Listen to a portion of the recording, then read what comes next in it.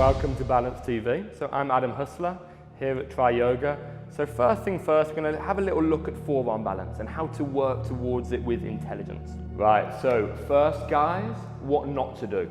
Now I see this so much in a yoga class, the flailing approach, kicking up and down, maybe hoping that one day you get 1 second of forearm balance, and if you cut your video you can take a nice screenshot. We're leaving that behind, okay? First step is the foundation of this pose. These muscles are key. Your serratus anterior and your lats. So you want to do 2 things if you want to build forearm balance. One is plank. Sounds very obvious, but actually holding plank and integrating your whole body into it, so useful for you. Making sure the muscles underneath the arms are engaged and the biceps are slightly turning forward, so you have essentially an external rotation in the arms. Other foundation to work on is a forearm plank. Automatically here, your hands will want to come together because those muscles underneath the arms don't want to work. So instead, make a concerted effort to turn your index finger out, to bring the elbows closer, and to move your hands slightly apart, keeping your abdominal wall just slightly drawing in and your glutes slightly engaged. So that is essentially forearm plank, or that is essentially forearm balance, but a little bit easier. So next step is building some strength. Once you can do this, and you can do it for a little while, you start to just walk your feet in. As you walk your feet forward, your bum moving up, and you can see here, I'm actually putting more weight into the forearms.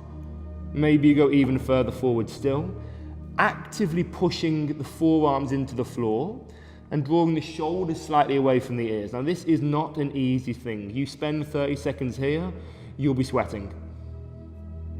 Option 2, start to lift one leg up and come to the tiptoes, just staying there. So you are again in forearm balance right now. Not in the full version of it, but you're in it. And I promise you, being here for 30 seconds will do so much more for you than doing this for 30 seconds, 100%. The next thing you need to look at is flexibility. Like if you're only able to lift your leg this high and get your feet this close, you probably shouldn't do forearm balance yet, because for you to get up, you need to use so much force to get anywhere near the pose. So maybe just spend more time working on versions of Hanumanasana, working on engaging and lengthening through the back of the leg. Maybe that's where you need to be. So we've worked foundation, you've worked strengthening variations, you've worked your flexibility. So now it's time to potentially start to work towards a pose. Give yourself a firm base.